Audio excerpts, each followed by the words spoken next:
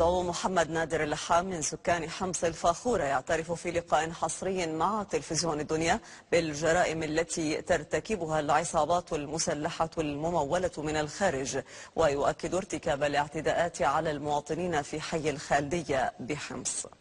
محمد نادر اللحام، كنا ضمن مجموعة مسلحة،